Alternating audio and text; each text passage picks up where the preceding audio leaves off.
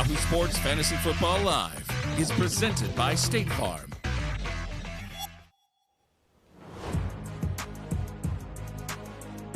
Good morning and welcome to Fantasy Football Live, the longest running fantasy show on the web.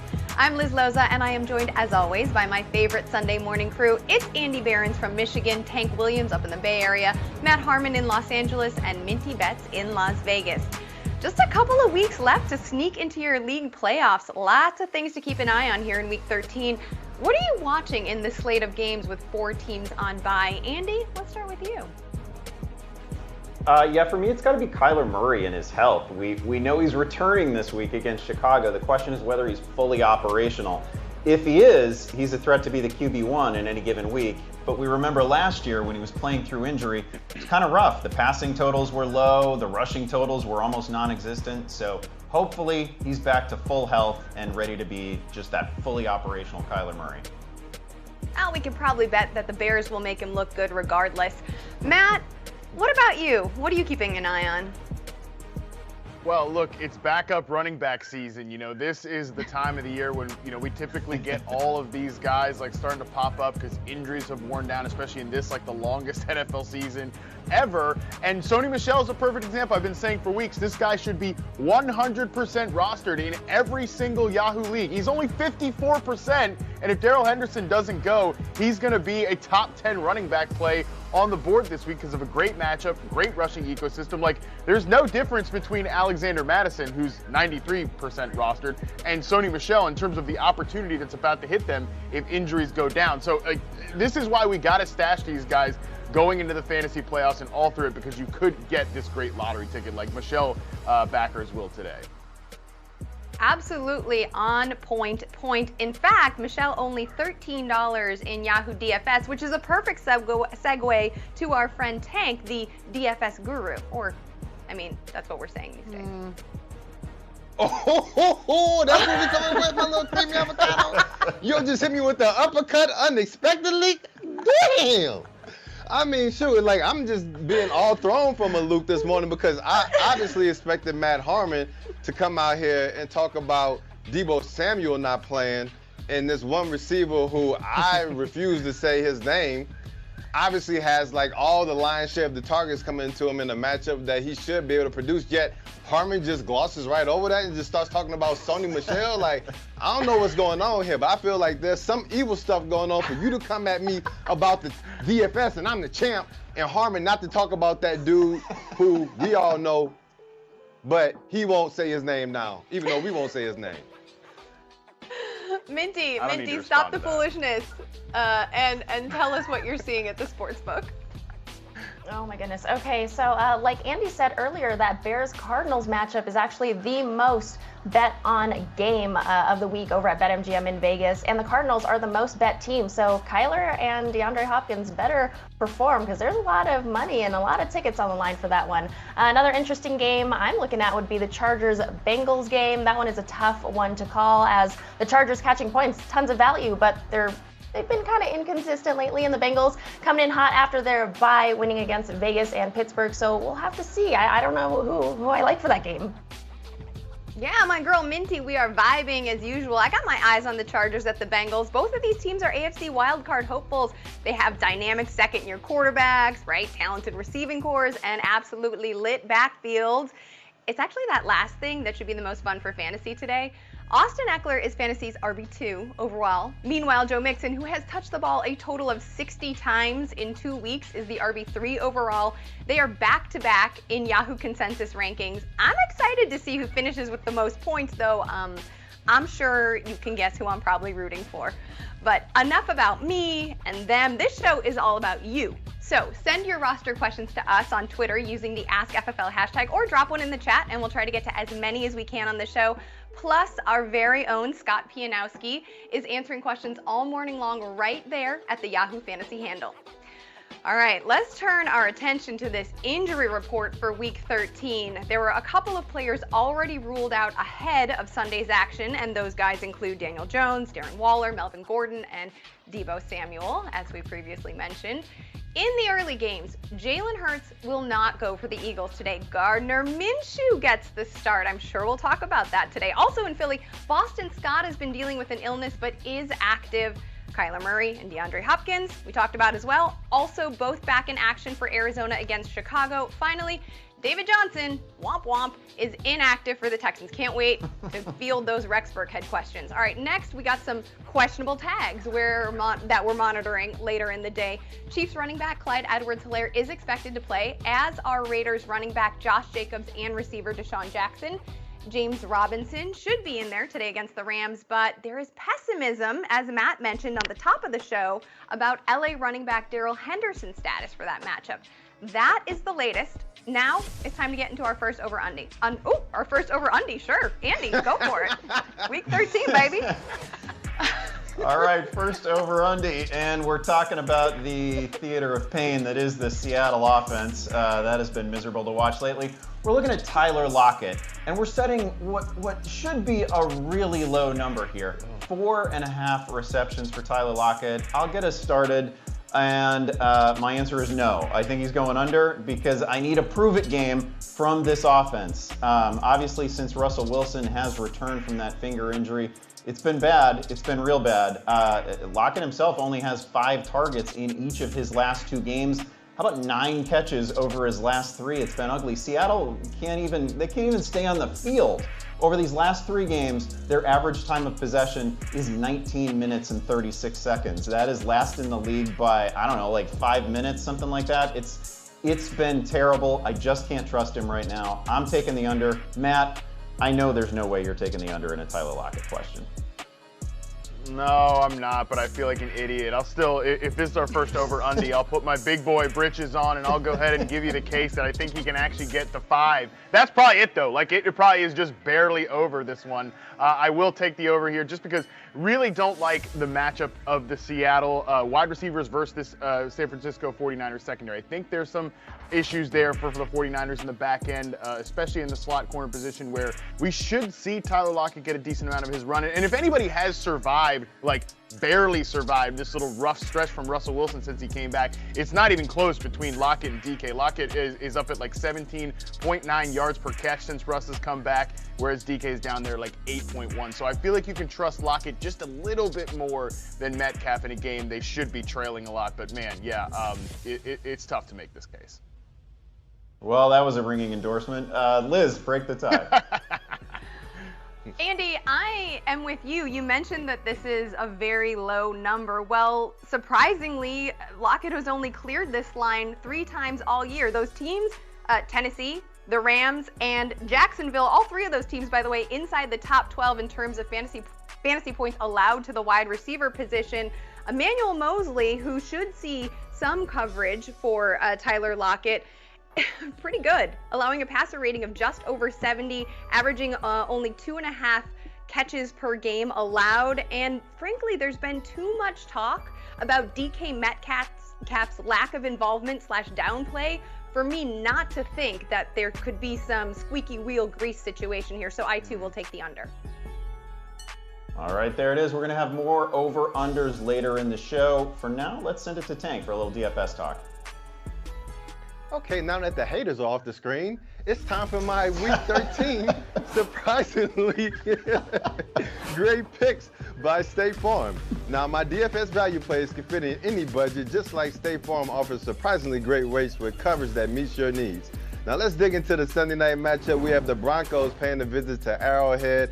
I feel like the Kansas City Chiefs are definitely rounding themselves into form over the next few weeks. They're heavy favorites this week, and I believe that that's going to show through the DFS picks that I have picked today. So first, we're starting off with Tyreek Hill at $33. And the reason I'm going with Tyreek Hill, like when I think about Denver's past games, Marquise Brown, Chase Claypool, Henry Ruggs, Devontae Smith, all you can think about is like these fast wide receivers going over the top of the defense. And who's the fastest, baddest wide receiver that we have in the NFL right now? It's that dude, Tyreek Hill. So I feel like if all those other wide receivers could eat, the cheetah could definitely eat tonight.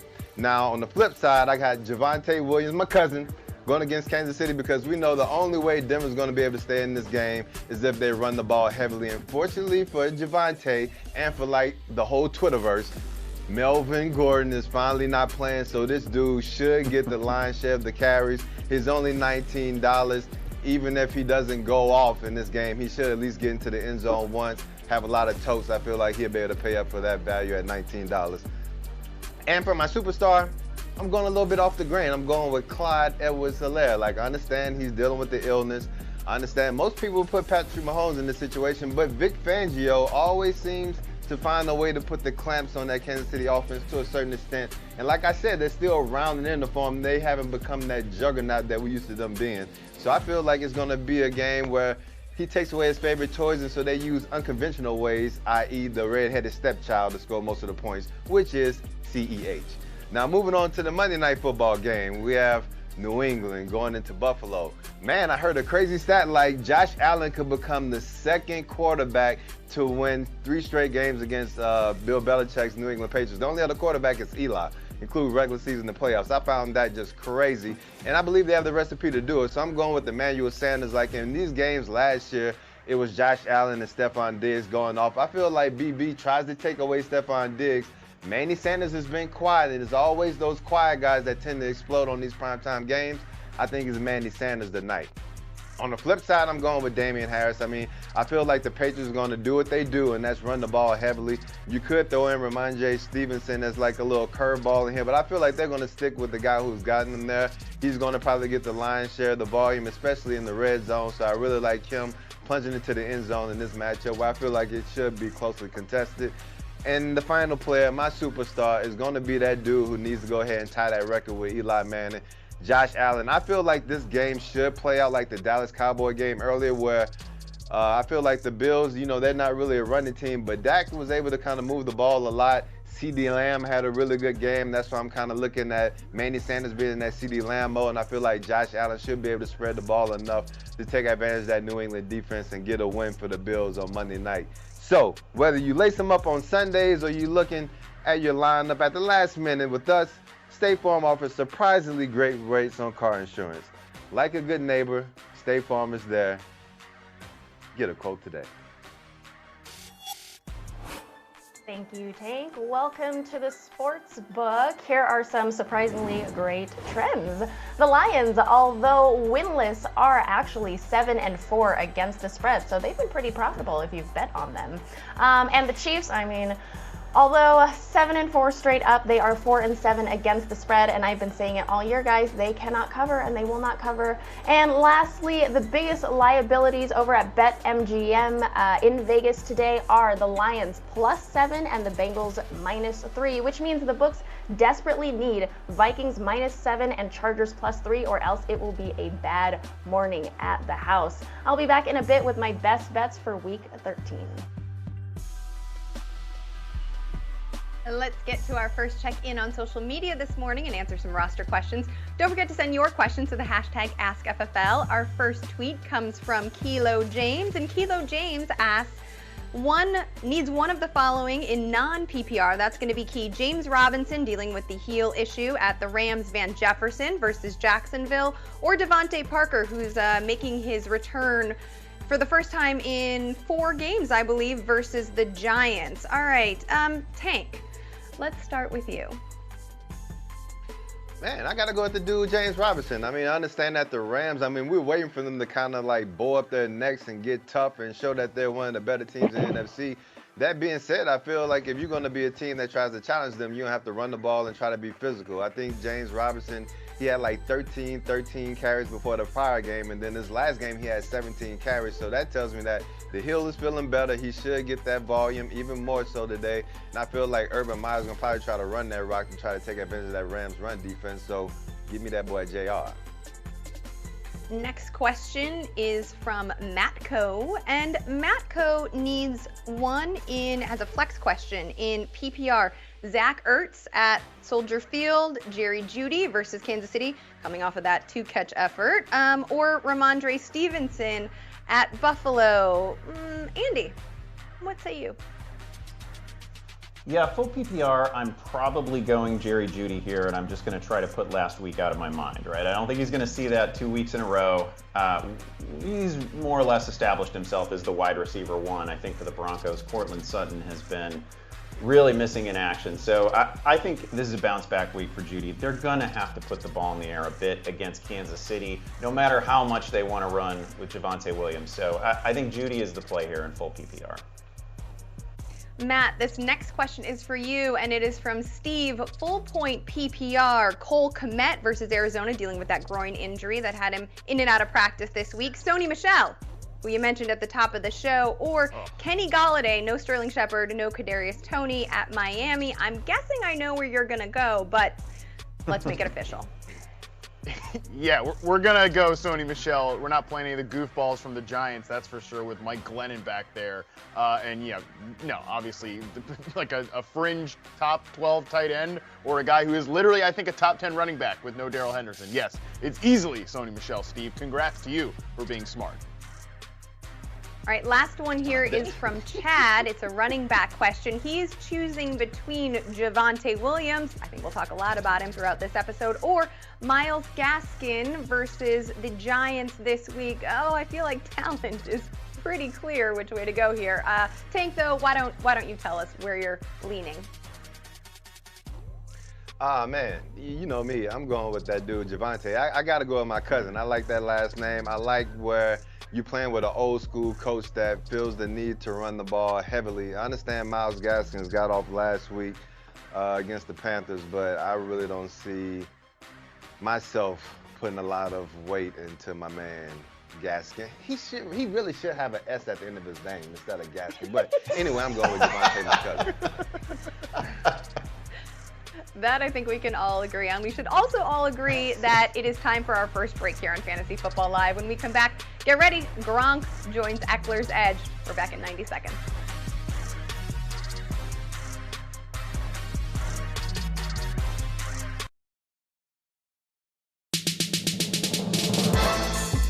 B, I want the real B. I feel like I'm a starter. Everybody feel like I'm a starter. If you don't know me, feel free to judge. People always ask, will Kevin Love go back to Portland? If I was wearing a Portland jersey, I mean, that's special. That's playing at home. Did you talk to LeBron? We never really talked about those battles. We moved forward from that. There's some lines that even ambassadors shouldn't cross. And then there's the load management. How you feel about that, Dr. J?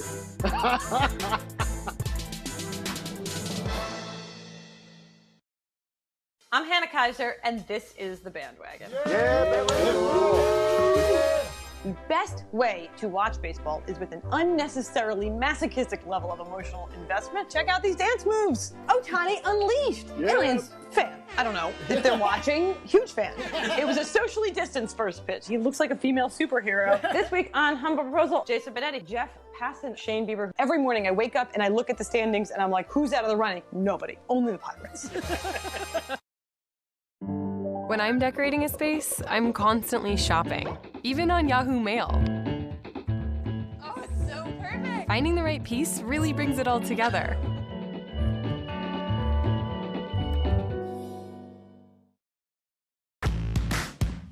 Watch free live football. The NFL is on your phone all season long. Watch the NFL live on the Yahoo Sports mobile app.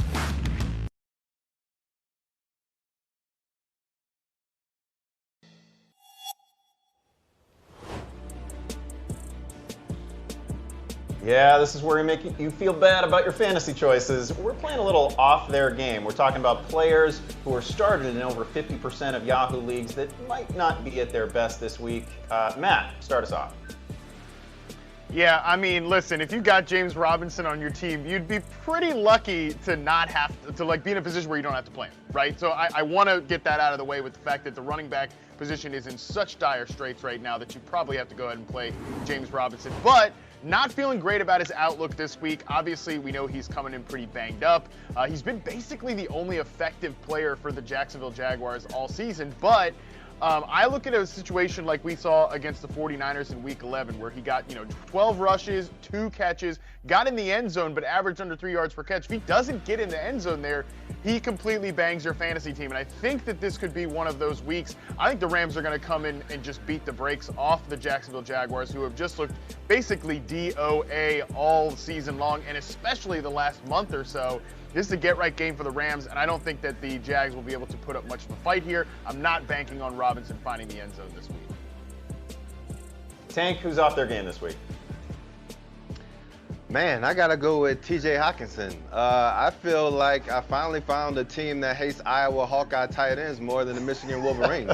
And I believe it's the Minnesota Vikings. I mean, if you look at them last week, they kept George Kittle. They held him down to 1 reception for 13 yards. The only reason Hawkinson had like a decent stat line last week is because he found the end zone. Otherwise, he would have had 3 catches for 35 yards. And before that, I mean, he threw up, I think, a Zeho, and then had like 8 points in another game. And this is a guy that a lot of folks drafted to be, you know, in the top 5 tight ends this season. So, like I said, I mean, the Vikings are coming off a rough loss to San Francisco. They already hate tight ends, and so I feel like my man Hawk is going to be in for a rough weekend. But hey, I mean, he's already in for a rough weekend. How about them Wolverines? Just an unprovoked attack on my Iowa Hawkeyes when we didn't need it. Kicking us while we're down. Yeah, that's fine. I'm gonna go with a player who maybe shouldn't even be eligible for this because he hasn't been on his game yet this year. I'm gonna take Saquon Barkley. Barkley doesn't have a 60-yard rushing effort yet. Obviously, he's coming back from a significant injury. That's part of it. Still, 3.6 yards per carry on the season. How about only 10 missed tackles forced all season? And then we have the fact that he's tied to a Mike Glennon-led offense this week, and he's facing a Miami defense that has played very well over the last 5 weeks. First of all, as a fantasy commodity, Miami is suddenly producing all these double-digit weeks. They've also held opposing running backs to the fewest fantasy points over their last 5, haven't allowed a touchdown to an opposing running back over the last 5. So Saquon is a perfect example of the sort of player that I would bench for Sony Michel or Alexander Madison or Jamal Williams or any of these flavor of the week running backs. Go ahead and do it. I don't think Barkley is in for a big line in this one. A couple people who are never, absolutely never off their game, Austin Eckler and Liz Loza. They were joined by a special guest this week. Let's take a look. We are extremely excited to be joined by 4-time Super Bowl champion, Tampa Bay Bucks tight end and fantasy football deity, Rob Gronkowski. Thanks so much for joining us, Rob. Yeah, thanks for having me, guys. Yeah, heck yeah, man. I'm just curious if you've ever, paid attention to the fantasy community or have your own team or anything like that. Oh, of course, man. I've known about fantasy football since my freshman year in college. That's when I was really introduced to it. After like 2 weeks of doing fantasy football, I actually stopped setting my roster.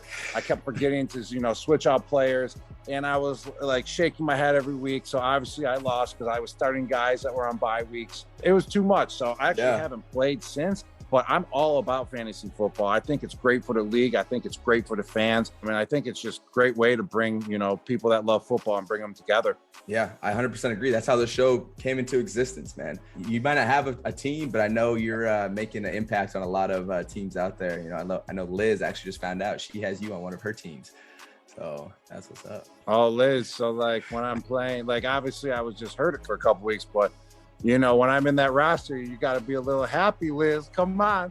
Rob, 123 yards last week. Hello, shootout against Indianapolis. You guys won. Of course I was thrilled. What was the name of your fantasy team back in college when you started your fantasy journey? All right. Well, I actually don't remember, but let me tell you, I was in college. I was freshman. I was 19, 18 years old. It would probably be not even appropriate enough to even say my fantasy team name. I can probably guarantee that, at that age. I'm glad there was really no social media yet when I was a freshman in college.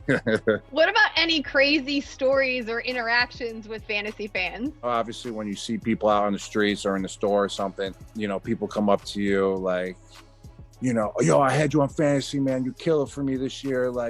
You won me $300. And my favorite thing would be man, well, then where's my share? Where's my cut? And I've actually had a few times where people take out their wallet and they give me $100 on the spot. And I'm just man, I'm just messing with you here. Take your money back. For me, it actually goes even deeper. People for whatever reason are Venmoing people. They're request a Venmo request if I have a bad game or something like that. I'm y'all need to chill out. Oh, it's always the worst. If you don't play well, oh no, they are on your head. Oh, let me tell you, if you're playing well, you are a fantasy hero. But let me tell you, if you don't put up points that week, don't check your social media. Don't don't check your Venmo because you're right. They hit you up with a Venmo like, yo, you owe me like $20 this week. I don't know if you figured out a way to get USAA insurance yet. No. But keep working. Yo, Austin, I keep telling them, man, I'm special. Like, I'm special. Just give me that insurance. Yo, you want to know what's funny? Every game, I go out the tunnel, a home game or away game, people are yelling at me, "You're special, Gronk. You're special. We all know you are." I just crack up laughing every time. It's great, man. Great. I love your personality, man. Keep being yourself, and I appreciate you being on here, man. Yeah, no problem, Austin. Thanks for having me, man.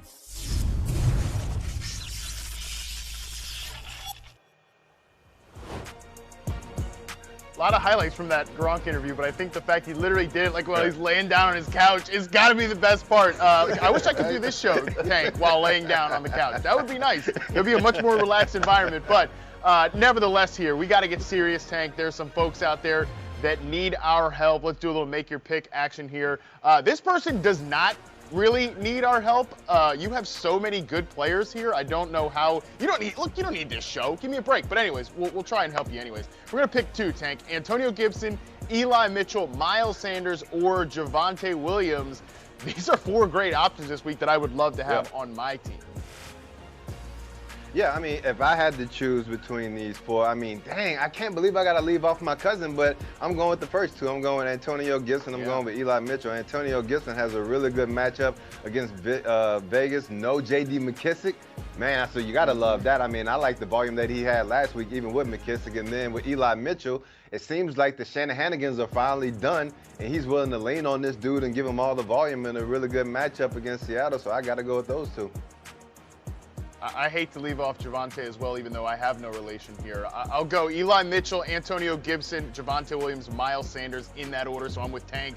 I think you take the first two there. All right, let's move on to the second one. Now, this is the other end of the spectrum here. T needs our help. Rojo, listen, you're not playing Ronald Jones, okay? Let's just say that. Deshaun Jackson, Carter, and then Tim Patrick here, DeAndre Carter. I think we go with Deshaun Jackson here. How about you? Yeah. I mean, there's no way we're playing Rojo after my man Fo Teddy just went off against Indy. I mean, Deshaun Jackson just had a big game. I mean, the dude looked like the Deshaun Jackson of old. He's going against the best matchup in the league against that Washington secondary. So, I mean, I feel like if you're going to throw a dart, he's going to be one of them. And if you're only picking one, then it's D-Jax. But I've had to pick two. I really like the potential game script with Tim Patrick going against Kansas City. Yeah, I hear you. I think if we're picking one, we're definitely going Deshaun Jackson. Tim Patrick probably the second best option, although DeAndre Carter's been getting some opportunity lately. We'll see with some of the guys coming back. All right, number 3, Mike asks us, this is another tough running back question. We've got Miles Sanders, Javonte Williams, Jamal Williams, Elijah Mitchell, Najee Harris. This needs 2 running backs and 2 flexes, so I guess we're saying the one that we like the least of this group, or no, that's there's 6. So yeah, I do think we leave Miles Sanders out probably of this group.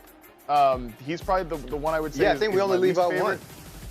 Yeah, we just got to leave out one. So I feel like it's probably Miles Sanders. Even the matchup against the Jets is pretty tempting. Probably close between Jamal Williams and Miles Sanders for me. Where are you leaning?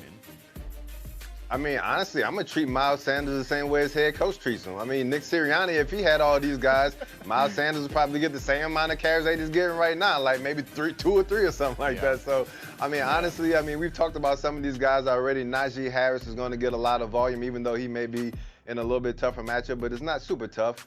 And then Jamal Williams, I mean, you know that Detroit is always going to be playing in the negative game script. They love to throw the ball to him, the running back, so I feel like he adds a lot of value that way. So, yeah, when you have to battle with Boston Scott and all these other cats for carries like Miles Sanders, he's always the odd man out. Yeah, unbelievable. All right, we got to move on here. Unfortunately, Tank, we didn't get any Brandon Ayuk questions for you to embarrass yourself more, but we'll save that for the Daily Fantasy segment coming up later. For now, let's get to our first fantasy face-off of the show. Oh yeah, it's face-off time, and it's a clash of titans here. It's Barons, it's Loza.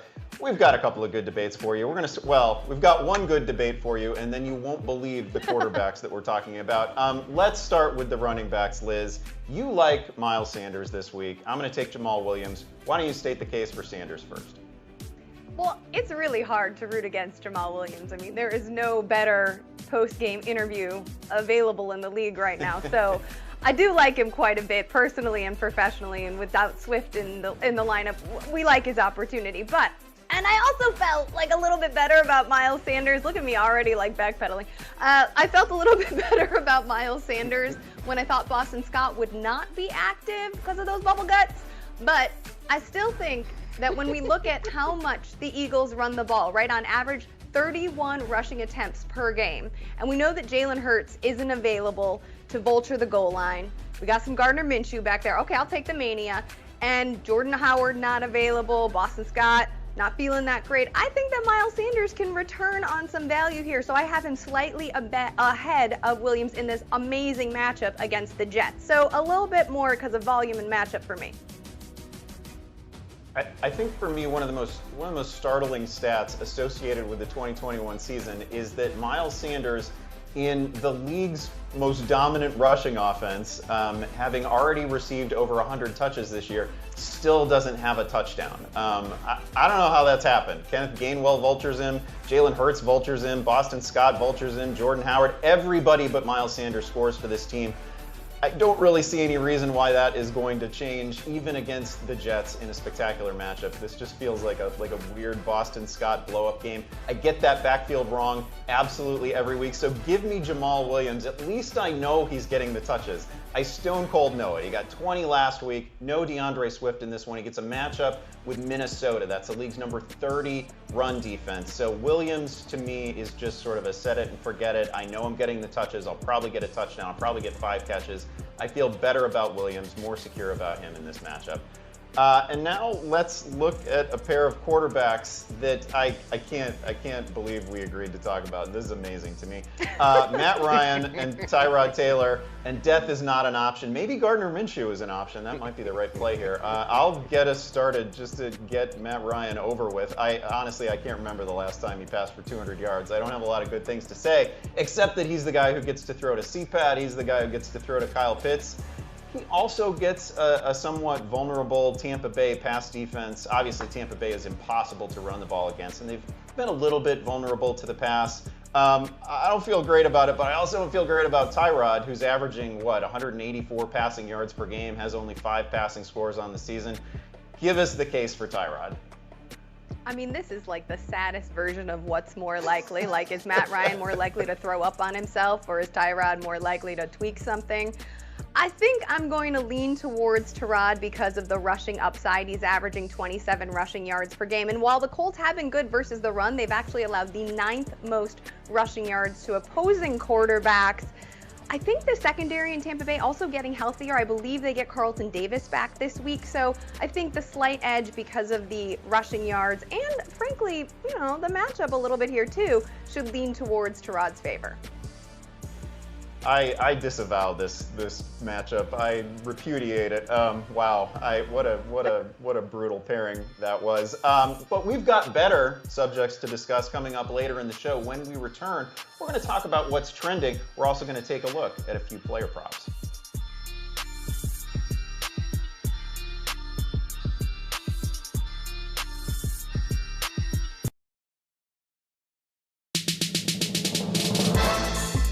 B, I want the real, B. I feel like I'm a starter. Everybody feel like I'm a starter. If you don't know me, feel free to judge. People always ask, will Kevin Love go back to Portland? If I was wearing a Portland jersey, I mean, that's special. That's playing at home. Did you talk to LeBron? We never really talked about those battles. We moved forward from that. There's some lines that even ambassadors shouldn't cross. And then there's the load management. How you feel about that, Dr. J?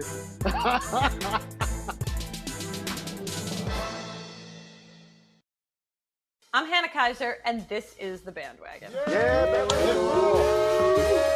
The best way to watch baseball is with an unnecessarily masochistic level of emotional investment. Check out these dance moves. Ohtani Unleashed. Aliens, fan. I don't know if they're watching. Huge fan.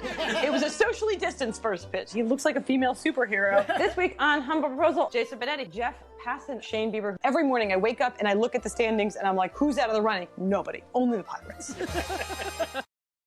When I'm decorating a space, I'm constantly shopping, even on Yahoo Mail. Oh, it's so perfect! Finding the right piece really brings it all together.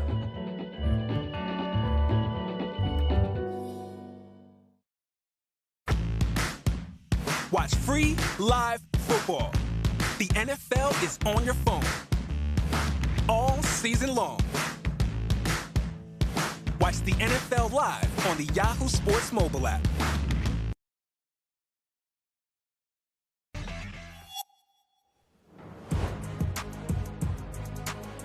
We're back here on Fantasy Football Live. While you were popping some game day nachos into the oven, we've been keeping an eye on what's trending. Here are some buzzy names this morning. Van Jefferson, Darnell Mooney, Michael Pittman, and yes, Rex Burkhead. I love to see it. Where should we start? You know what, Andy? Let's start with Darnell Mooney. Obviously coming off of only 5 catches in back-to-back games, but has gone over 120 yards in back-to-back games. Defense is, though, a little bit different than the Cardinals that he'll face this week. It was Detroit and Baltimore that he got the best of. No Allen Robinson. Cole Kmet's been hampered by this groin situation. No Marquise Goodwin this week. So are you a little bit worried that Arizona will be able to take him away despite the expected volume? Yeah, the volume here is just going to be so great, right? Last 2 games, he's seen 24 targets. Just a couple weeks ago, 16 targets. So the volume is absolutely there. We know where Andy Dalton is going with the football. It's a problem, actually, that all of the other weapons are dinged up, certainly. But I just trust the volume in this case. Obviously, he's a huge big play specialist, too. So any touch that Darnell Mooney gets at any point on the field can become a touchdown. I like that about him. He's not, he doesn't quite get into that wide receiver 1 territory for me, but he's a pretty solid wide receiver 2 on this sort of volume. Volume is another issue that we think might be facing Michael Pittman. Tank, let's talk about the Indianapolis receiving corps. Historically, T.Y. Hilton obviously has gone off against Houston, but Michael Pittman has earned that alpha status. So how are you dealing with Pittman? Where exactly are you placing him, within the top 25, 30?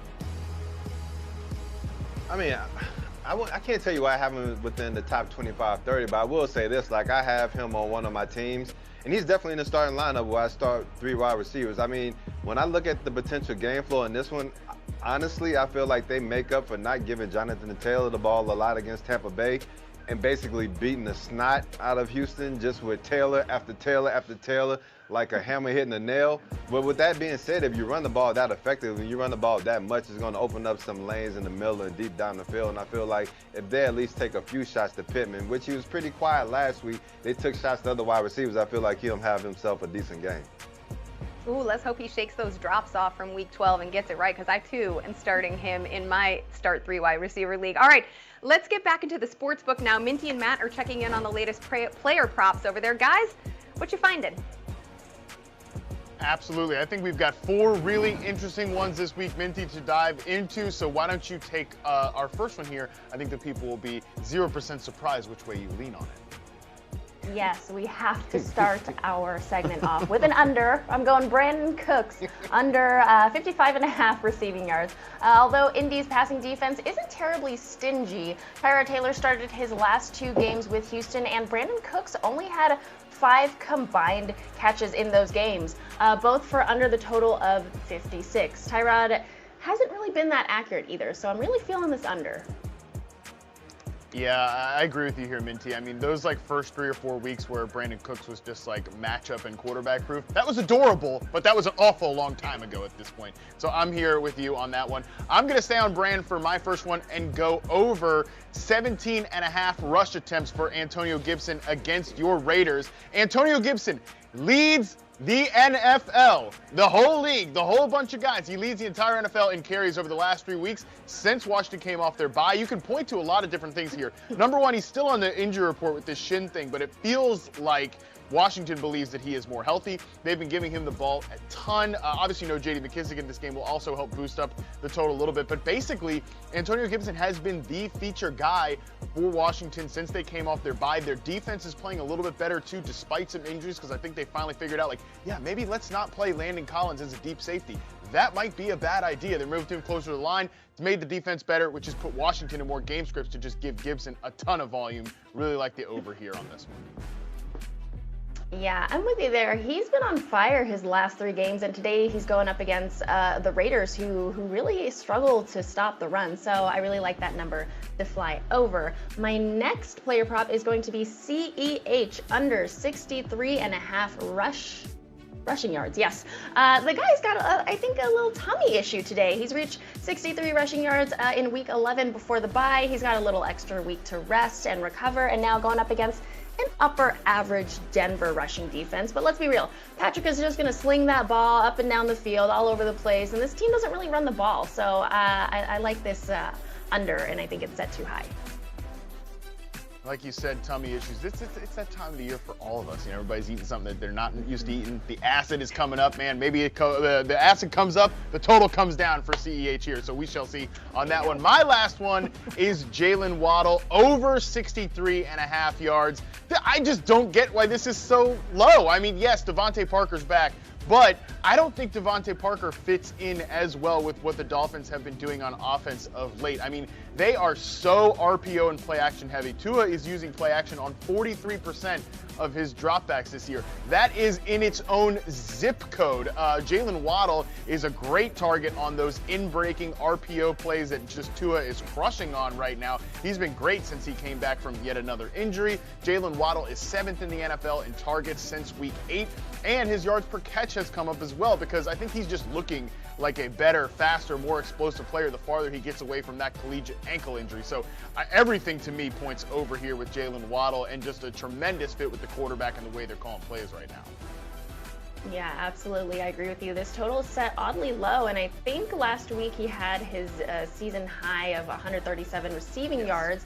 And today, going up against the Giants, who have a very lengthy injury report, I think he's got to fly over this total. Yeah, enough with the Giants already. Can we just get them like off my screen completely? And I'll just sit here and look at the line for Jalen Waddle. That's the only thing I want to see about the Giants today. What I do not want to not see later, there's a good double negative for you, is a little more Yahoo Sportsbook Live coming up for us. Obviously, Minty, Ariel will be subbing in for you today. That's going to be fun for us to go back and forth. I know she's got a lot of props that she's looking at later, so you people out there better come back at 2:30 p.m. Eastern Time, 11:30 a.m. Pacific. Send your questions in on social media. We'll be hitting on all of the live betting action, of course, some of the player props for the primetime games. Hope to see you there. All right, second over-under, and we're looking at the Sunday night game, and we're going to talk about a player that we've already discussed a few times already in this show, and it's Javonte Williams.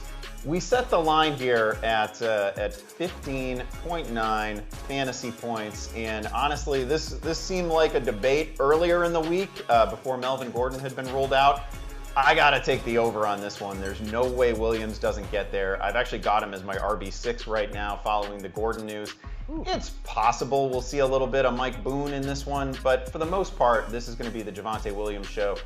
And he's been terrific all year. He's been a missed tackle machine just the way he was at the collegiate level. He's averaging 3.6 yards after contact per carry, which is insane, about 4.9 yards per carry overall. And he's facing a Kansas City defense that is happy to let you run the ball. They allow 4.6 yards per carry.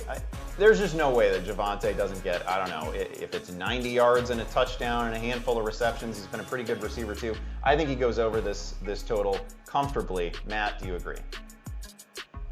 Buddy, if he doesn't go over this total, fantasy Twitter is going to be in full meltdown mode on Sunday night. It is going to be a tough scene. I do think he goes over here. You mentioned all the key points, missed tackles forced, obviously breakaway run percentage. He's right up there with like Jonathan Taylor and Nick Chubb, these like explosive big play guys. I can't wait to see what Javonte does next year. I think he has been a little more boom or bust as a runner than people want to admit, but still, those booms should be there. Even if the Chiefs are getting better as a pass defense, like you said, I think they can still run on them. Man, if he does not go over this total, though, make sure you actually don't look at Twitter during games mostly. Like, you should just log off and enjoy football. But you want to be seeing what these goofballs on Twitter are saying if Javonte Williams does not go over this total this week. Oh, that's so right. If Mike Boone gets like 10 touches in this thing, I can't wait for it. I absolutely can't wait for it. Tank, do we have a sweep here? Well, I have to admit, I was so excited to hop into my undies on FFL, but I'm going to have to go over. Like, I mean, I feel like there's some things you just can't pass up. Like, this is the perfect matchup for my dude. Like, he has the perfect amount of volume with no Uncle Melvin in the picture. He has the perfect last name.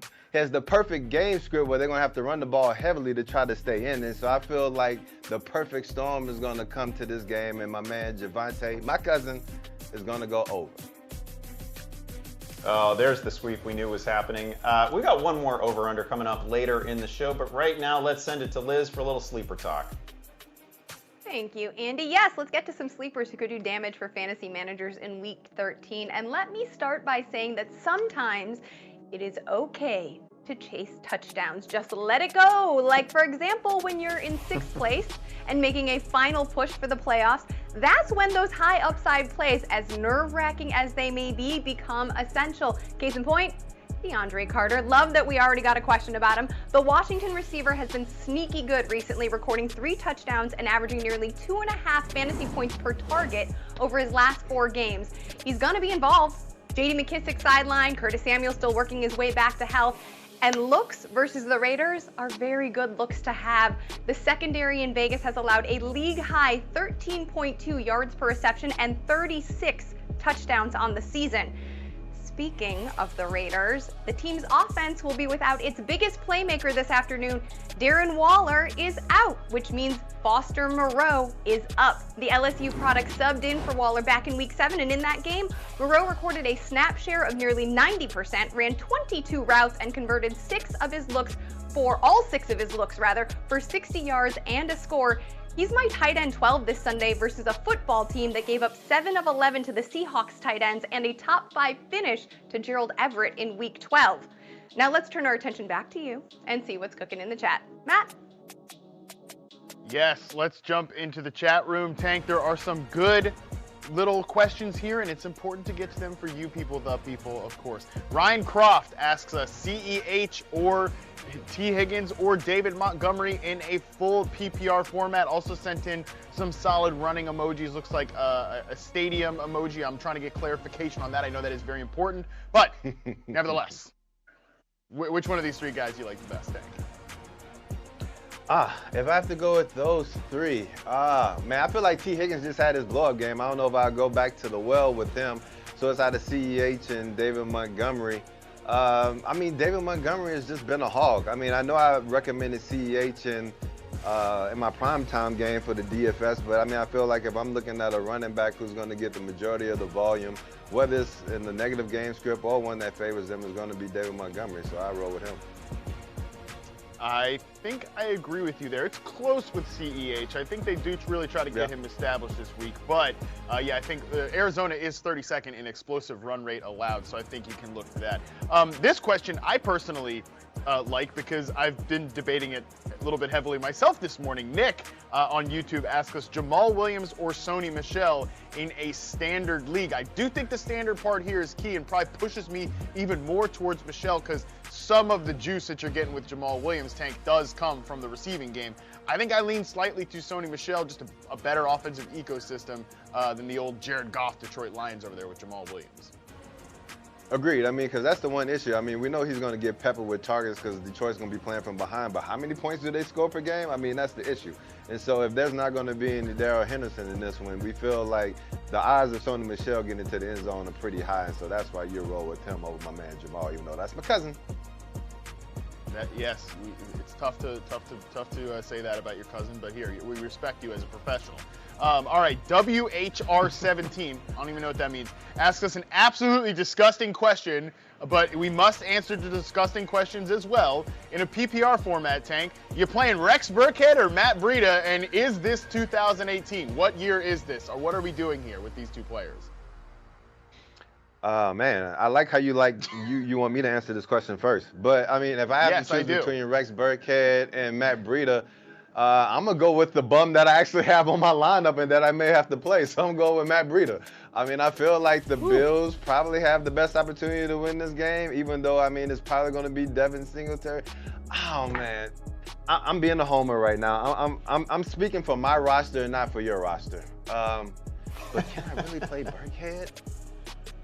I mean, this is just so damn nasty. I don't know, man. Like, Yeah. I want it to be Shout real. out to you.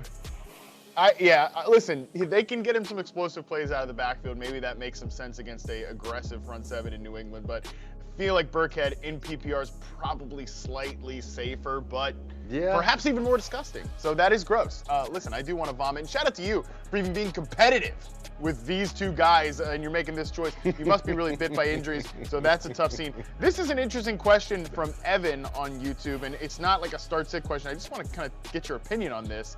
Would you drop Antonio Brown for either Michael Carter or Julio Jones? We know that Antonio Brown is suspended for 3 games. I mean, my God. And also is banged up. He probably can return in week 16. Julio could get back earlier than that. Michael Carter could get off IR to tank. Is there, listen, you got to win to get to week 16. You could get yourself bounced out, but I think AB is still someone you probably want to hold on to for those potential 2 last weeks. But if there was somebody that you thought had great upside, would you consider just saying goodbye to Antonio Brown and we'll see what happens with that whole situation? I would say if there was someone, which there probably isn't, that's on the waiver wire that you can get immediate, high value for now, then I would. I mean, the thing with Michael Carter, I believe he just missed his first game, so he's going to be out at least 2 more games. So that means what? You may get 1 extra game on Michael Carter versus having AB with the most deadly quarterback in the league getting into the time where he gets hot because they want to go into the playoffs hot. So I don't think I would make that call, but if, say, Michael Carter was available now, I probably would. So, I mean, that's how I look at it. I think that makes complete sense. I like to think about these type of questions, and obviously, the next 2 games are tough matchups for the Bucs, but then they get the Panthers and then the Jets when AB comes back. And I feel like if you still make it to that point, I'm with you. If you could get immediate production, I think I'd make this move. But if these guys are all active in Week 16, it's AB, Julio, and Michael Carter. You're probably playing Antonio Brown in that situation. So I think that's and the it has to be really, really, really good immediate production too, not just some bum that you fill it in for a week. Yes, I completely agree. You don't do it for Rex Burkhead. I think that's the theme of this here chat segment. So there you go. All right, we got to step aside here on Fantasy Football Live. When we come back, it's the Bourne Dilemma. Absolutely love that work on Monday night. We're going to break it down right after this.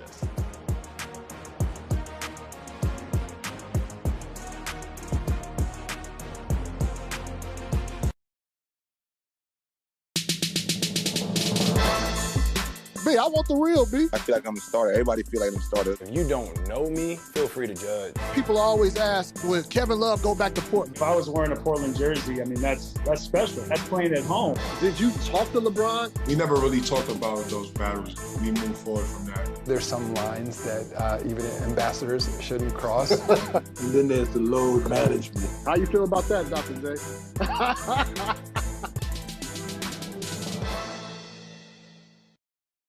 I'm Hannah Kaiser, and this is the Bandwagon.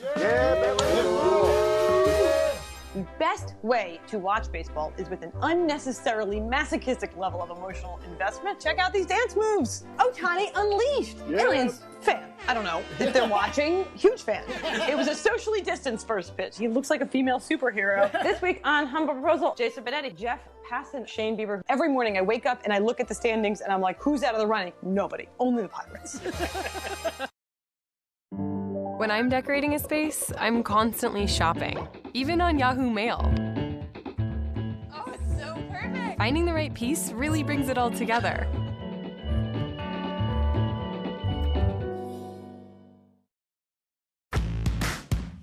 Watch free live football.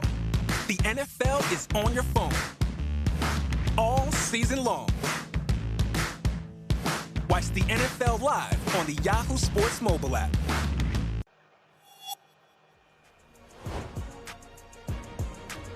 All right, as promised, we are going to do our final over-under of the show here on Kendrick Bourne, who has been weirdly good in fantasy. The Patriots wide receiver is wide receiver 22 right now in half PPR format. I don't think many people saw him being better than A.J. Brown, DeAndre Hopkins, Amari Cooper, a lot of really good names that he sits ahead of in the rankings right now. We're going to set the line here at 64.5 yards. And I'm going to go under this one, despite the fact he has been very good of late. Like we always say, Chase volume, don't chase efficiency. The guy has seen more than 6 targets just twice all year. He's averaging a 51% snap share, and that's not like as if it was nothing in the beginning of the season and then something now. He's been like a 50-50 player. He's 4th on the team in routes run since week 8. He has failed to clear this total in 8 games all season. So pretty aggressive here. The actual line at BetMGM is like 31 or 34.5. I would take the over on that, but I'm going to take the under here. There's a big discrepancy between the two. Minty, I know we're in lockstep on this one. Yeah, you already know the answer. I was going back and forth on this, but ultimately I'm going to have to go with the under. Pat's offense, they're not really a pass-heavy offense, and the Bills, their defense is stingy through the air. They're the second best, actually. Although Mac Jones is proving to be a very accurate quarterback, Kendrick Bourne has only exceeded this total once in his last 5 games, so the under just only makes sense. Liz, you've got a look of, give me a break, you two clowns, and it looks like you're going to disagree with us here, so give us the case. I would never call Minty a clown. I will say that I'm going to put on my game day undies and take the over on this one. What fun are you guys having? Kendrick Bourne is averaging nearly 12 yards per target, 15 yards per reception. The Bills won't have Tre'Davious White. Come at me with the Levi Wallace stats. Let's go. I'm taking the over. And I can't wait for Minty and I to talk about this Monday night matchup in Best Bets because there are some hot takes going on. But yes, give me the over for Bourne in 65. A lot of positivity for Kendrick Bourne there, and one stray that I caught somewhere in there. So let's send this over to Tank for a baller on a budget. Maybe he can embarrass himself a little more. It'll be fun. Oh, really? Well, allow me to reintroduce myself because I am the King. DFS King up in here. All that hatred that y'all been seeing earlier this show, we about to wipe that out. Don't call it a comeback because it's on the way. Now at quarterback, I'm going with my man Russ. Like, Russell Wilson, he's not the danger Russ that we expected coming into this season, but dude is $25. Like, there's no way you cannot play Russell Wilson when he's just this damn cheap. And like, I was looking at that game hard against Washington last week, and actually the finger looked better. He had a little bit of zip and he had some accuracy on his throws, and so I felt like he's kind of rounding back into form right now. And so I feel like Shanahan's gonna run the ball down their throat. I don't expect Jimmy G to sling that thing, no Debo, and I don't know who else he gonna throw the ball to. But if they get up running the rock, that means Russ gonna have to sling it, and for $25, I definitely take that. Now at running back, I'm going with my man, Alexander Madison, $18, and this is what I call a Marshawn Lynch play, because I'm not gonna tell you any stats, I'm not gonna tell you who's injured, I'm not gonna talk about his matchup, all I'm gonna say is, hey, you know why he's here, and we're gonna leave it at that. Now at wide receiver, I'm going with Darnell Mooney, $17, like my man Mooney, like no A-Rob. Marquise Goodwin is banged up. Like this dude has had 6 targets, 16 targets, 8 targets in the past 3 games. In the past 3 games, he's had 1 tubby. In the next game, he had another tubby. In this last game, he didn't have a tubby, but he had like 123 receiving yards, so that's why at $17, my man against the Arizona Cardinals, we still going to the Mooney, baby. Now at tight end, I'm going with Kyle Pitts at $17. Now, I know they have some cheaper options out there because my man, I have him on my roster, Darren Waller. Hate to see you go. So you'll fill in who Liz is going to talk about later if she hadn't already talked about him. He's going to ball. He's cheap. He's $11. But Kyle Pitts is a dog, and I didn't recommend my man Doyle last week against Tampa Bay. He balled out and had the highest tight end fantasy score last week. I played him in one of my other lineups, not the DFS lineup. But Kyle Pitts has that same matchup. So I feel like Matt Ryan, you see the Reverend, the Holy Reverend, recommended him earlier in this show. My man Pitts should get off. So remember, the T is for the money, and the money is something that you probably don't have in your wallet if you've been listening to some of my picks this year. But we're going to try to get back on track. I mean, it's now or never, so we got to let it do what it do, baby. Producer Dan, go ahead and throw out them stanky results. Ooh, I can't believe Harmon. I'd rather have Rev in first. Like, what happened to Lizzie? What happened to the creamy avocado being in first? Same. I mean, Minty needs to jump up and, like, Minty, come do something for me. Like, I just cannot have Harmon the best hair on the internet above me right now. I just hate to see it. I'm sharing this title with Brandon Ayuk right now. I play him every week. Play him every week, Tank. Tough scene for you, buddy. He is $18, by the way, this week. Brandon Ayuk, $18. I'm sure he'll make his way into Matt's lineup again. And you can still get in on the action in Daily Fantasy this morning on Yahoo. Our big $1 million baller contest is open, and you can win cash prizes. First place takes home $100,000. Happy holidays. Visit the Daily Fantasy Football lobby and join in on the fun.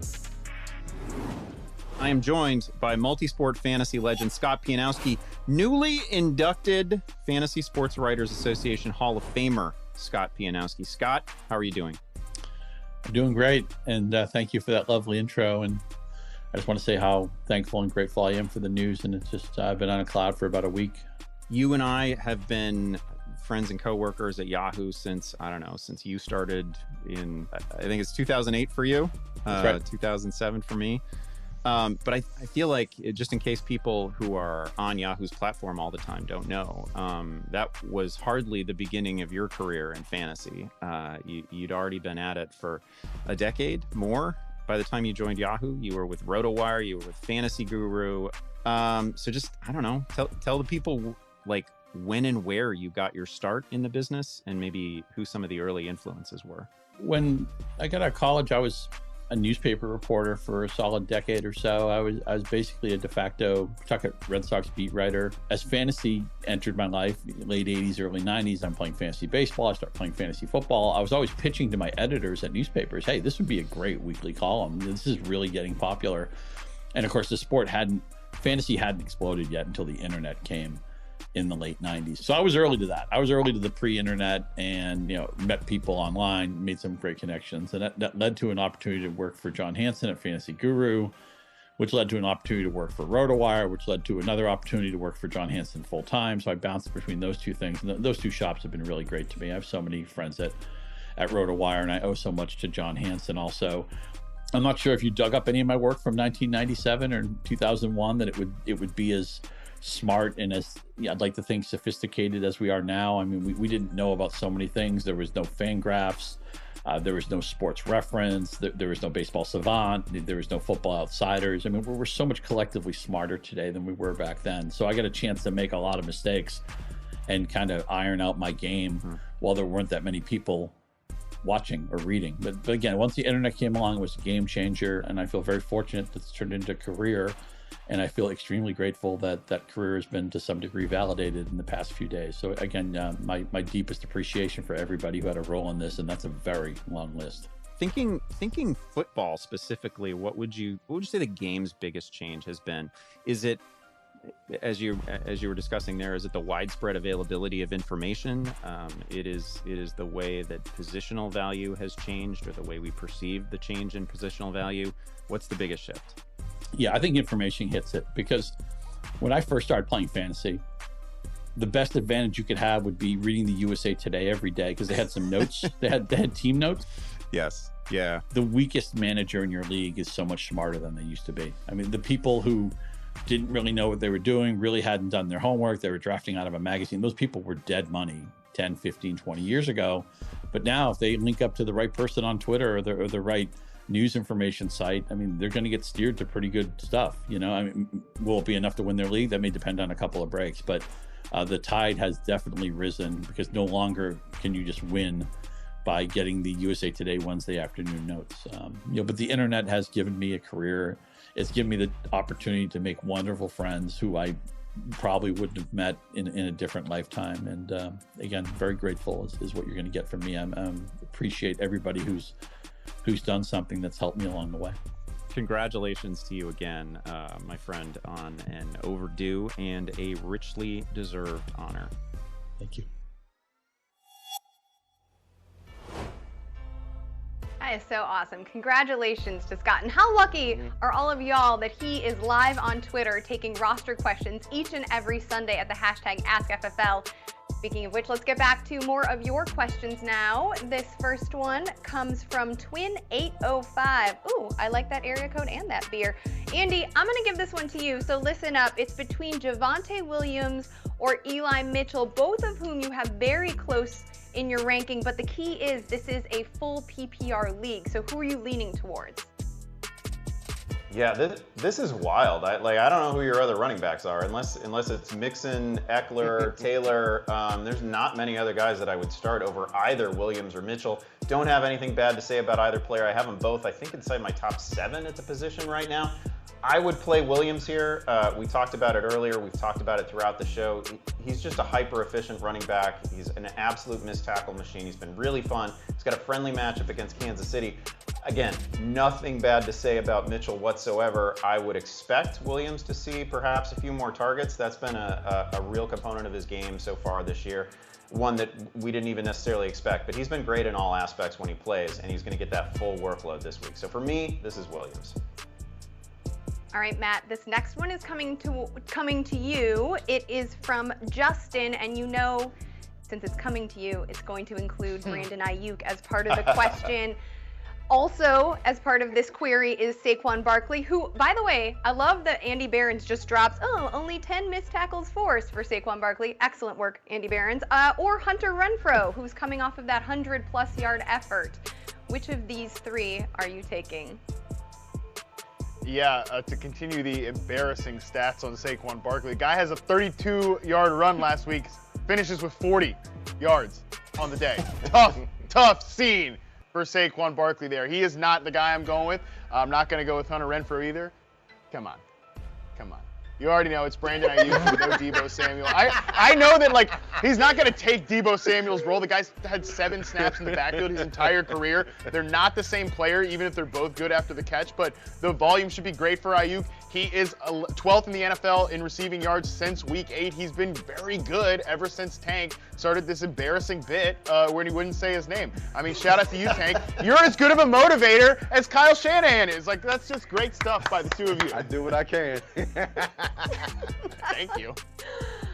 All right, Minty, again, you are here to be a palate cleanser between all of the craziness. This question is from Glenn. Glenn is wondering, what is your best surefire parlay today? Okay, so I'm gonna take heavy favorites. I'm gonna go Bucks money line, Cardinals money line, Colts money line, and Rams money line. So they just all have to win. They don't have to cover the spread. And let's say you put $100 on these 4 teams to win in a parlay, you would get a total payout of $205, which is not so bad. Again, these are 4 of the heaviest favorites on the board, and there's absolutely nothing wrong with parlaying heavy favorites on the money line. All right, this next question is going to go to you, Tank. It's from Mellow Mike. I got to say, shout out to Mellow Mike. This is a real one because he has got a real question. I am feeling the pain in very similar leagues. Rondell Moore at Chicago, Jeff Wilson versus Seattle, or Curtis Samuel at the Raiders. Where are we throwing darts, my friend? Damn, you really do hate me, huh, Lizzie? Okay. No, I think this is a good question. I'm giving you a shot to shine, bud. I mean, honestly, wow. I mean, I actually picked up Jeff Wilson the other day, and he got like 0 usage, and so I felt bad about that. If I had to choose, I'm gonna go with Curtis Samuel. I mean, look at it this way. All right, there's no J.D. McKissick, and so then therefore they'll probably use him in that hybrid role where he'll be like your kind of change of pace, maybe get some run out of the backfield. They'll use him in the slot, so maybe plug in Curtis Samuel as like your pseudo J.D. McKissick. That's my thought process, so that's what I'm going with. I'm vibing with you. I totally understand. In fact, I'm going to give you the next question so you have another opportunity to shine. It's from Chris. Chris is choosing between Brandon Cooks versus the Colts, Chase Claypool versus the Ravens, or Tyler Lockett versus the 49ers as half-point PPR. Man, once I heard Brandon, I was like, oh, you really going to do that? So that's why you're giving it to me back to back. But, all right, but if I had to choose between these 3, man, Tyrod, every time I try to go with Tyrod, he burns me. You remember how high I was on Brandon Cooks earlier this year? Man, where the hell did that go? I feel like I'll probably have to go with Claypool. Damn, even though I like Deontay Johnson better. I mean, I can't go with Tyler Lockett. Yeah, I got to go with Claypool. Even though Big Ben and Tyrod Taylor, they may be about tit for tat, but it is Ravens Steelers. Some crazy stuff can happen in that one. Yeah, Claypool. All right. Division showdown. And by the way, Tank, thank you for showing us your process. This is valuable. Andy, we're going to end on you. It's a question from Bry or Bree. I'm not sure. Either way, Cortland Sutton at the Chiefs, Tyler Boyd versus the Chargers, or Devontae Parker, again coming off of that hamstring issue, versus the Giants. Oh boy, this might actually be a case where I would go, with Parker. I find it very difficult to trust Cortland Sutton at this point. He's like a forgotten man in that receiving core, right? You're just hoping he might see 4 targets in any given week. Just hasn't been happening lately since Judy's return. So I think I'm actually going Parker here. For the most part, when guys return from injury like this, I like to give him a week to sort of prove it. But every time he plays, he sees 9, 10, 11 targets, so I know the volume's going to be there. I'm not worried a bit about the matchup against the Giants, so give me Parker here. All right, we have to take another break here on Fantasy Football Live, but real question, are you tired of finishing in the middle of the pack? Some of these questions might indicate that you are, so start winning with Yahoo Fantasy Plus and get the edge you need to dominate your league. Get access to exclusive tools like a research assistant, trade hub, expert rankings, and more. Go ahead and start your free 7-day trial today.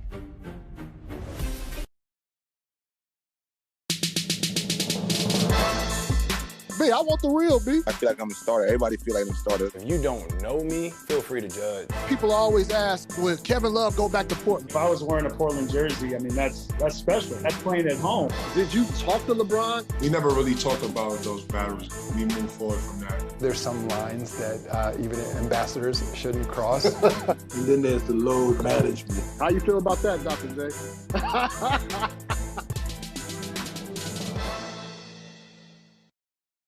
I'm Hannah Kaiser, and this is the Bandwagon. The best way to watch baseball is with an unnecessarily masochistic level of emotional investment. Check out these dance moves. Ohtani unleashed. Aliens, fan. I don't know if they're watching. Huge fan.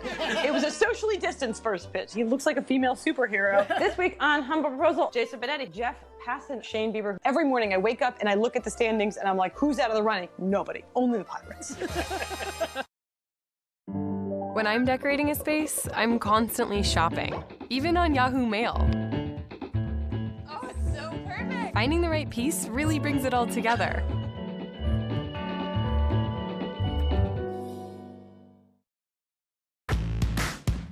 Watch free live football. The NFL is on your phone all season long. Watch the NFL live on the Yahoo Sports mobile app.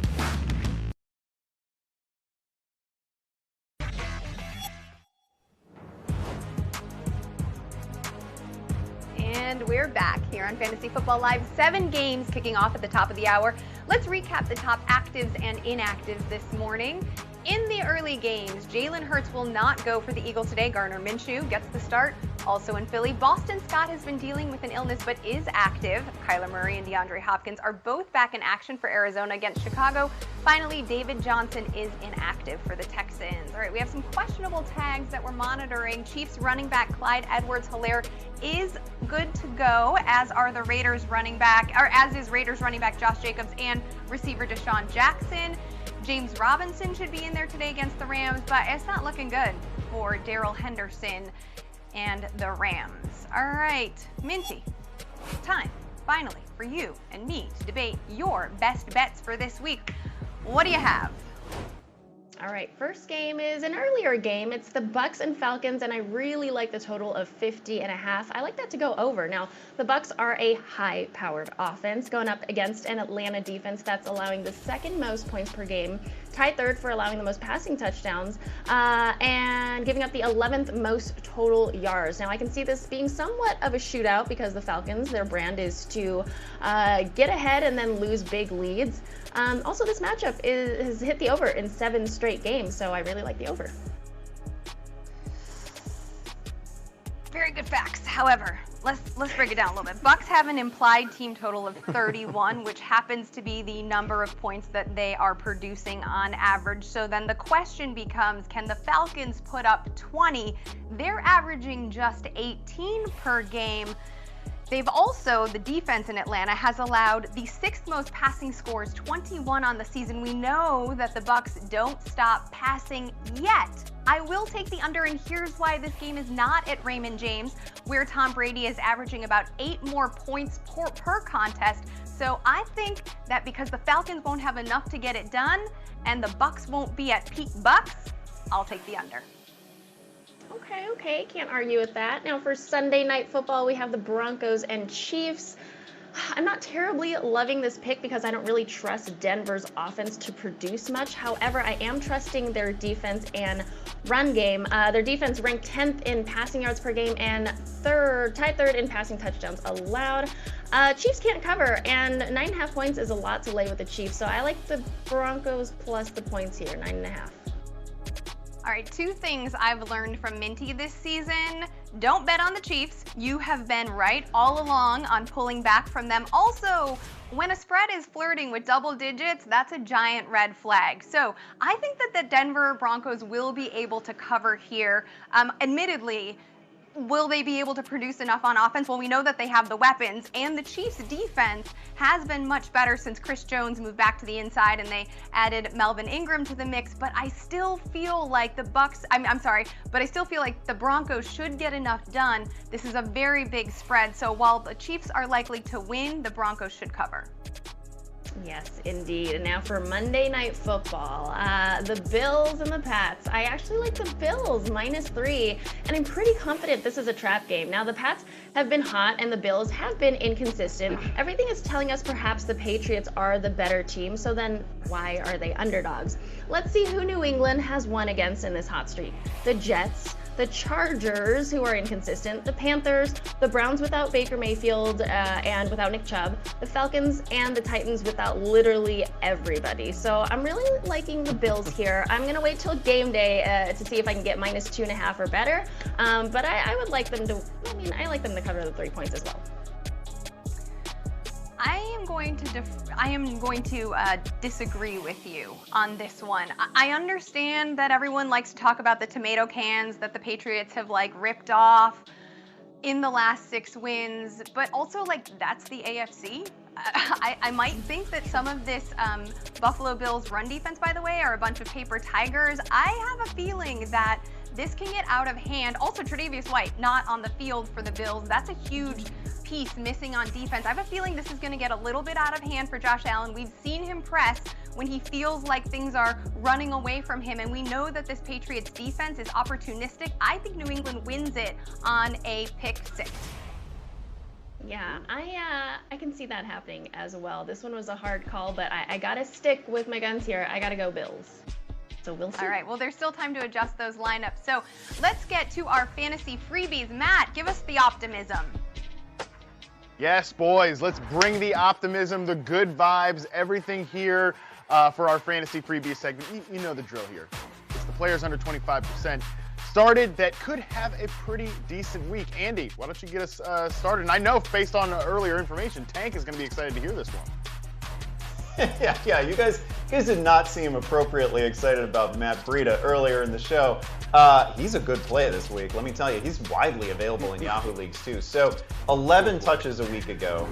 The guy's got 3 touchdowns in his last 3 games. He's obviously leapfrogged Zach Moss in the backfield hierarchy for Buffalo. The other fun thing about this game, and we haven't, well, it's not fun for everybody, but it's fun if you're invested in the running game. There's going to be high winds in Buffalo. They're talking about gusts up to 60 miles an hour. They're talking about sustained winds in the 30-mile-an-hour range. It's going to be a difficult evening for the passing game generally. I think it's going to, we don't expect much from the running game when we're talking about the Buffalo Bills, but I think the weather conditions are going to drive them there. So I think Breida's going to be a good start again. Really good chance for another touchdown. Yeah, I don't hate it. Like I said, I know, Tank, you were excited to hear that one. I will admit to being not that excited to hear you talk about this next name, but go ahead, buddy. Kick us off on old Russell Gage. I mean, yeah, I'm not that excited either, but I mean, he's one of those guys where Calvin Ridley's out. We're expecting Tampa Bay to be playing from ahead and from Atlanta to be playing from behind, way behind. And I mean, Russell Gage is, and this is the thing, as long as the Atlanta Falcons are wearing corduroy to games, they seem to be okay. Like when Cordero Patterson misses the games, that offense looks like that hot doo-doo. But when they wear corduroy, all of a sudden they turn into a different offense. So defenses have to focus on stopping corduroy. They have to focus on stopping Kyle Pitts. That means Russell Gage is going to be left wide butt booty open to catch some passes in the middle of the field in the game script that favors him. And so that's why I feel like Russell Gage, I mean, we're looking at freebies. He's free for a reason. But if I have to pick from all the guys that's on the bottom of the barrel like the Rex Burkheads of the world, I'd rather roll my man Gage. Makes some sense there, Tank. I haven't worn corduroys in quite some time, like probably back when Cordero Patterson was drafted. So there you go. What a weird year this has been. I am strangely excited to talk about Josh Reynolds because I know somebody out of Amon-Ra St. Brown, Khalif Raymond, or Josh Reynolds here is going to have a big game against the Vikings. The Vikings defense stinks. They're 30th in EPA allowed since Week 8. They have really taken a fall, both as a run defense and as a pass defense. Josh Reynolds, since he got added to the Detroit Lions, is second on the team in routes run with 44. He has a huge 22.5 average depth of target. I don't expect that to hold up, but he is capable of those big plays. And he's like an actual NFL wide receiver. We know there's history with Jared Goff. It's like they were playing some dust of the goofiest goofballs of all time there with the Detroit Lions. But Josh Reynolds is an actual pro wide receiver. Even if he was never going to be a strong number 2 for the Tennessee Titans, he can be a starter for the old Detroit Lions. So if you're desperate at wide receiver, I think you could chase a ceiling game with Josh Reynolds this week. Now, I know there are some people out there, some of you people, the people, my people, that are fed up with a few teams, let's just call it nonsense. We asked you about it this week in the Fantasy Football Survival Kit. It's my favorite week of the entire show. It's a week where we ask you people, the people, my people, which team's bull are you absolutely sick of? And let's buckle up, because I'm going to be honest, we got some real clunkers out there. There's a lot of teams that we need to give the business here this week. I think they find their way into this segment every single year. We are totally sick of the Steelers BS. I know that Le'Veon Bell doesn't play for the Steelers anymore, but is that gift not the perfect reaction to what it feels like watching the Steelers here in 2021? We used to be sick of them because of guys like Lev Bell and Antonio Brown, all the drama that was always around the team, and Ben Roethlisberger like, I'm hurt, oh no, I'm hurt again, who could have seen this coming? But now we're sick of it because Ben Roethlisberger, we're just tired of him, all right? Like, it's enough with Ben Roethlisberger already. The guy can't play, he's cooked, it looks like he's done. And the problem here is, Deontay Johnson is a star wide receiver. Chase Claypool could be a really dangerous big play threat. Najee Harris, really talented running back. Even Pat Freiermuth is having a good season as a rookie tight end, but Ben Roethlisberger is just dragging the ceiling down for all of these guys. So they are a very frustrating team. I am totally sick of their BS. I'm ready for the new era of Pittsburgh Steelers football so these guys can shine. Now this one here, Washington football team, I understand where you're coming from, Corey. I can clearly see that you're just frustrated because J.D. McKissic keeps vulturing some touches in the scoring area. You obviously watched that game against the Seahawks on Monday night and saw him take those 2 touchdowns despite the fact that Antonio Gibson was absolutely balling out. But I'm going to let the Washington football team off the hook here a little bit. I mean, look at this team. We expected this to be like Ryan Fitzpatrick throwing bombs to Terry McLaurin, dicing up with all of these talented skill position players. But, man, it is like Terry McLaurin and the preseason boys out there all year. I mean, Curtis Samuel has barely played. He's been hurt all year. Logan Thomas, the pride of Lynchburg, Virginia, was on IR for a long stretch. Antonio Gibson himself has been banged up all year. And I mean, like, we got Taylor Heineke, and I love Taylor Heineke, ODU's finest, Taylor Heineke, but like, this team is not at all what we thought coming into the year, so I'm going to be willing to let them off the hook, being willing to embrace this version of the Washington football team, which frankly, they've been much more entertaining than some of these other dustball offenses out there, so I'm certainly not going to direct too much anger at the Washington football team. Frankly, I think there's been a lot of fun players to watch this year. I'm enjoying this team overall. I'm not sick of their BS. Now it's time for my favorite part of the segment. It's when we talk about the worst tweet of the week, the worst response that we got, and it was clearly, absolutely, 100% this one right here. I mean, you're sick of running back committees? Any team with running back committees, that's the BS that you're sick of? Hey, buddy, wake up. Almost every team employs some kind of running back committee. I mean, it's this version of the NFL. What, have you not been playing fantasy football for like the past 5 to 10 years? This is the way it happens. If you're still looking for those old like LaDainian Tomlinson days when he was the only guy touching the ball, wake up, get a grip, come back to this reality. That like never happens anymore. Look at Jonathan Taylor. The guy's the best back in fantasy, and even Nyheim Hines is involved a little bit. So if this is what's stressing you out, you're wasting your emotional energy. Just let this one go and focus on things that are actually annoying, like the Pittsburgh Steelers. And that is where I'm going to leave you today. It's time to live in the moment, okay? There's a lot of these teams that we need to push out of our mind. There's a lot of fantasy players that it's time to just give up on and focus on what really matters, and that's stacking your team with upside, being aggressive with your moves as you head to the fantasy championship. It's almost playoff time, people. Time to get serious. Let's move forward.